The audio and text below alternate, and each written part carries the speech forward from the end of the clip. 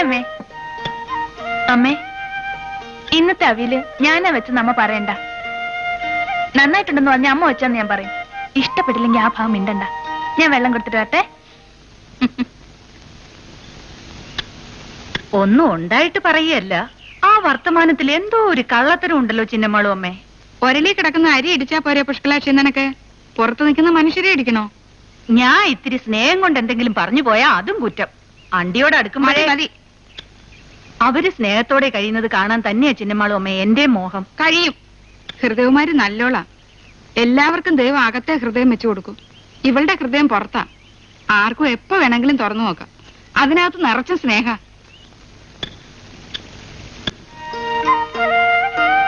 ഇവിടെ ഒറ്റയ്ക്കിരുന്ന് ബോറടിച്ചിട്ട് സുധാകരേട്ടനൊന്ന് വന്നു കിട്ടാൻ പ്രാർത്ഥിക്കുകയായിരുന്നു ഞാൻ. ഒരു പണിയും ചെയ്യാനില്ലാഞ്ഞിട്ട് ഞാൻ അച്ഛന്റെ പഴയ 1-2 കൈരേഖ പുസ്തകങ്ങൾ എടുത്ത് മറിച്ചു നോക്കി. ഒരക്ഷരം മനസ്സിലാവില്ല. അതെ, ഈ അച്ഛൻ എന്താ ഇങ്ങനെ മെലിഞ്ഞു പോയത്? 1946 ഒരു ചുഴലി കൊടുങ്കാറ്റുണ്ടായി. അതിൽ പെട്ട അച്ഛനൊന്ന് വട്ടം കറങ്ങിയതാ. അതോടെ മെലിഞ്ഞു. ഈ സുധാരത്തിനൊരു തമാശ. ഇതെങ്ങനെ ചോദിക്കുമ്പോഴൊക്കെ ഇങ്ങനെ പറയാൻ കഴിയുന്നേ? കോമഡി എന്റെ വീക്ക്നെസ്. മനസ്സിലാവുന്നുണ്ട്.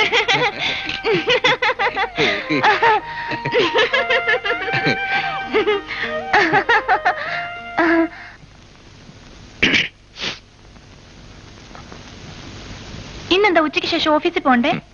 വേണ്ട, ഇന്ന് ചില വ്യക്തിപരമായ തീരുമാനങ്ങൾ എടുത്ത് ലീവ് എഴുതി കൊടുത്തിട്ടാ ഞാൻ ഇങ്ങോട്ട് പോകുന്നത്. തീരുമാനങ്ങൾ നടപ്പിലാക്കേണ്ട ആവശ്യം വന്നില്ല. അതുകൊണ്ടൊന്ന് ഉറങ്ങാൻ പോവാ. അയ്യോ, അങ്ങനെയാണെങ്കിൽ നമുക്കൊന്ന് വീട് വരെ പൊയ്ക്കൂടെ? ഞാൻ എന്റെ അമ്മയെ കണ്ടിട്ട് എത്ര കാലായി. കൊണ്ടുവന്ന് പറയൂ പ്ലീസ്. ചേട്ടാ, ഞാനിന്ന് ആരെയാണോ കണി കണ്ടത്? എന്തേ നീ അങ്ങനെ ചോദിക്കാൻ? ഒന്നുമില്ല, എന്നും അവനെ തന്നെ കണിയാണല്ലോ എന്ന് വെച്ചാ. ഹൃദയകുമാരിക്ക് നല്ല മാറ്റമുണ്ടമ്മേ. ഞങ്ങൾ അവളുടെ വീട് വരെ ഒന്ന് പോയിട്ട്.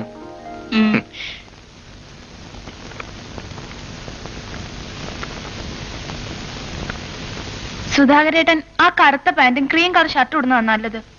പക്ഷെ അതിവിടെ കാണുന്നില്ലല്ലോ. അതാ കറുത്ത വെട്ടിയിലെ വെച്ചിരിക്കുന്നത്. അപ്പുറത്ത് നോക്ക്.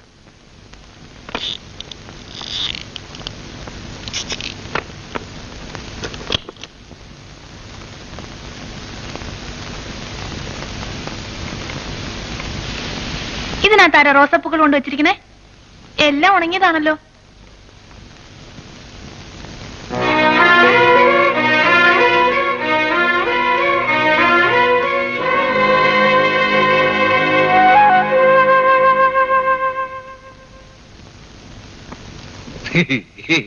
ഇതിലെങ്ങുമില്ല. എന്തിനാ ചിരിക്കണേ? കറുത്ത പാന്റും ക്രീം കളർ ഷർട്ടും അല്ലേ? കറുത്ത പാനിൽ എന്താ ഇത്ര ചിരിക്കാതിരിക്കണേ? അത് ഈ പെട്ടിയിലല്ല, അത് ധാറയില. മാറങ്ങോട്ട്. അയ്യോ, കറുത്ത പാന്റും ക്രീം കളർ ഷർട്ടും അല്ലേ? അയ്യോ, നീ ഇപ്പൊ പുറത്താണോ? നീ ഇവിടത്തപ്പോ ഞാൻ പുറത്ത് കപ്പാ. ആഹാ, കുഞ്ഞിന്റെ ഫോട്ടോ ആണല്ലോ.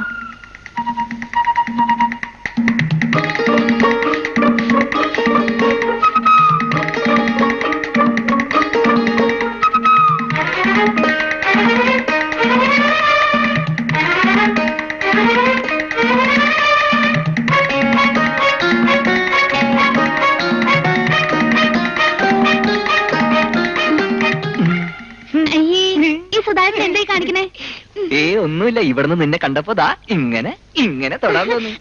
സുധാരേട്ടൻ, നീ ഇങ്ങോട്ട് വന്നേ. ഇവിടെ നല്ല കാറ്റാ. നീ ഇങ്ങോട്ട് വന്നാലേ ഞാൻ ഒരു കാര്യം കാണിച്ചു തരാം. വാ. അവിടെ എന്താ ഉള്ളത്? ഞാൻ ചെറുപ്പത്തിൽ നട്ടൊരു ചെടിയില്ലേ, അതിപ്പോ വലിയ മര. ഓ, എത്ര വലുപ്പുണ്ടാവും?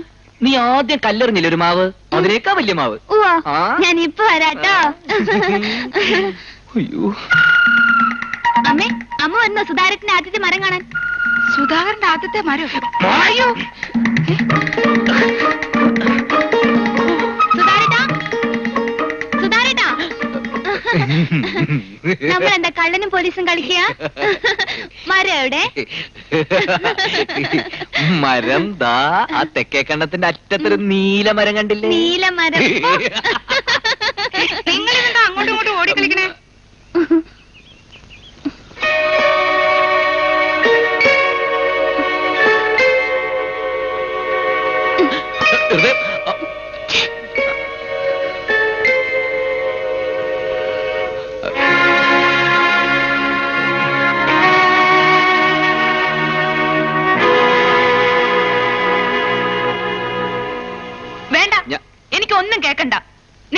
പറഞ്ഞത്? നിങ്ങൾക്ക് വേറെ എടുത്തിയായിട്ട് ഒരു ബന്ധവും ഇല്ലെന്ന്. ആരാണിവൾ? സത്യം പറ, ആരാ ഈ മൂഷേട്ടാ? ഇവള് പണ്ട് എന്റെ ഫ്രണ്ടായിരുന്നു. ഫ്രണ്ടാണോ ഇവളോ? എന്നിട്ടാണോ ഞാൻ ചേർന്ന് നിന്ന് കെട്ടിപ്പിടിച്ച് ഫോട്ടോ എടുത്തിരിക്കുന്നത്? ചേർന്ന് നിന്നിട്ടല്ലേ ഉള്ളൂ, കെട്ടിപ്പിടിച്ചു നീ കള്ളം പറയൊന്നും വേണ്ട. കണ്ണിന് നേരെ കണ്ടത് കള്ളമാണോ? ആ പെണ്ണ് തന്ന പൂക്കളല്ലേ ഈ പെട്ടി നിറച്ച് ഉണയം കിടക്കുന്നത്? ഈ ഫോട്ടോ മറയ്ക്കാൻ വേണ്ടിയില്ലേ നിങ്ങൾ ഇത്രയും നേരം കള്ളക്കളി കളിച്ചത്? നീജ, ദുഷ്ട, മഹാബലി, ദേ എന്നെ തൊട്ടാ ഞാൻ കൈ കടിച്ചു മുറിക്കും, പറഞ്ഞേക്കാം. ദുഷ്ടൻ, കൊടുംചതിയൻ. ഇവിടെ പുനരിച്ച് നടക്കുമ്പോഴല്ലേ നിങ്ങൾ എന്റെ കഴുത്ത് താലി കെട്ടിയത്? ഒരു കാര്യം ഞാൻ പറഞ്ഞേക്കാം, നീ ഇങ്ങനെ തെമ്മാടിത്തരം വിളിച്ചു പറയാൻ മാത്രം ഒരു തെറ്റ് ഈ ഫോട്ടോയിലില്ല. ഞാനിതൊക്കെ എന്നോ ചീന്തി എറിഞ്ഞതാ. നീ ഇത് കുറെ കഷ്ണങ്ങളാക്കിയെന്നല്ലാതെ ഒരു ചുക്കും ചെയ്തിട്ടില്ല. അന്തസ്സില്ലാത്ത മനുഷ്യൻ. ആണാണെന്ന് വെച്ച് ഒരു പെണ്ണിനെ താലി കെട്ടി ചതിക്കുന്നതിലും വേണം ഒരു അന്തസ്. ഞാൻ ഇത്രയും നാളും കെട്ടിപ്പിടിച്ചത് വേറൊരു പെണ്ണിന്റെ വിയർപ്പ് നാർന്ന ഈ മനുഷ്യനെ ആയിരുന്നല്ലോ എന്റെ ദൈവമേ. നീ വരും പോടാ പട്ടി.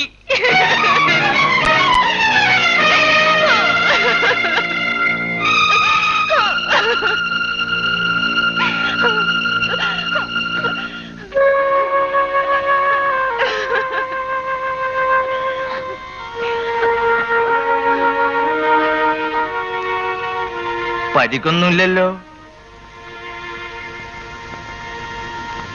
ഞാൻ കണ്ണൂരിന് ക്യാമ്പിന് പോകുന്ന വഴി ഇവിടെ ഒന്ന് കയറിയതാ. വന്നതുകൊണ്ട് ഇത്രയും പുരോഗതി ഈ വീട്ടിലുണ്ടെന്നറിയാൻ കഴിഞ്ഞല്ലോ.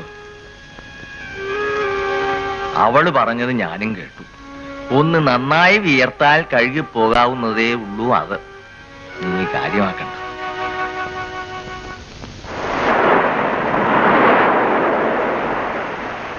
സുധാര,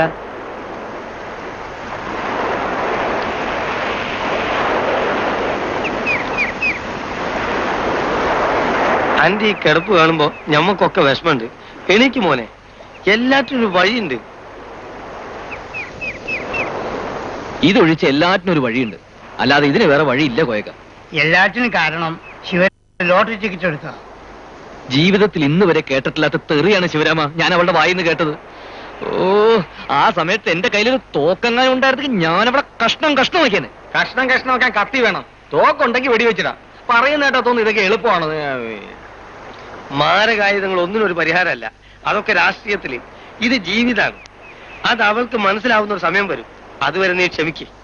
മിക്കവാറും അതിനു മുമ്പ് എന്റെ 46-ാം അടിയന്തരം കഴിയും. ഞാൻ ചത്തു കഴിഞ്ഞിട്ട് അവള് നന്നായിട്ട് ഇരിക്കേണ്ട കാര്യം. പ്രണയം എന്ന് പറയുന്നത് സാധാരണയല്ലേ? വിവാഹത്തിന് മുമ്പ് രമണിയെ സ്നേഹിച്ചതിന് വിവാഹത്തിന് ശേഷം ഹൃദയവുമായി ചൂടായിട്ട് എന്താ കാര്യം? അങ്ങനെ ചൂടാവുന്നതുകൊണ്ടല്ലേ ശിവരാമ അവളെ ഹൃദയവുമായി എന്ന് വിളിക്കുന്നത്? നമുക്കൊന്ന് പറഞ്ഞു നോക്കിയാലോ? നീ അങ്ങോട്ട് ചെല്ല്. അവൾ ആദ്യം മാങ്ങക്കറിനെ കല്ലെടുത്ത് വെച്ചിട്ടുണ്ട് അവിടെ. അതുകൊണ്ട് അടുത്ത കയറി നിന്റെ തലക്കെട്ടായിരിക്കും. അത് കൊള്ളണോ?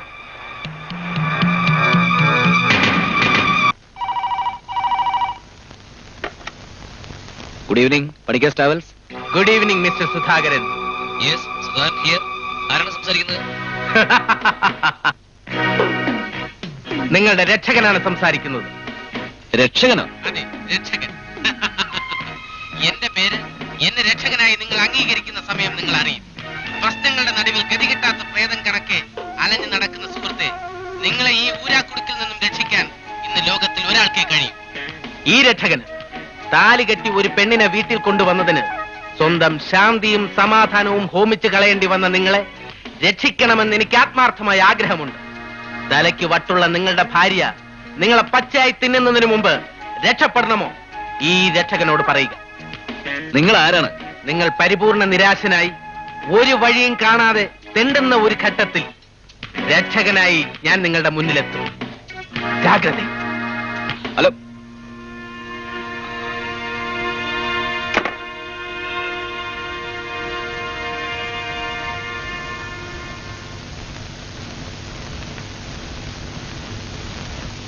എന്നോട് പ്രത്യേകിച്ച് ഒന്നും പറഞ്ഞില്ല. അവളുടെ വീട്ടിൽ നിന്ന് ഫോൺ വന്നു, പുറകെ കാർ വന്നു. പോവാണെന്ന് മാത്രം പറഞ്ഞു. പുറത്ത് കാണുമ്പോ വളരെ ദേഷ്യം പിടിച്ച മട്ടായിരുന്നു. എന്നാലും ഉള്ളില് കരഞ്ഞ പോലെ തോന്നി. നിന്നോട് ആരാ ആ ഫോട്ടോ പെട്ടിയിൽ പുഴുങ്ങി വെക്കാൻ പറഞ്ഞേ? എന്ത് ബഹളം ഉണ്ടായാലും എന്താ? അമ്മയ്ക്ക് അമ്മയുടെ കാര്യം നോക്കിയാ പോരെ. ഞാൻ ആ ഫോട്ടോ അവള് കാണാതെ മറച്ചു പിടിച്ചിരിക്കുകയായിരുന്നു. ആ സമയത്ത് കുരുത്തക്കേട് പോലെ അമ്മ പുറകേന്ന് വന്ന് വിളിക്കുകയും ചെയ്തു, ഞാൻ തിരികുകയും ചെയ്തു, അവളത് കാണുകയും ചെയ്തു.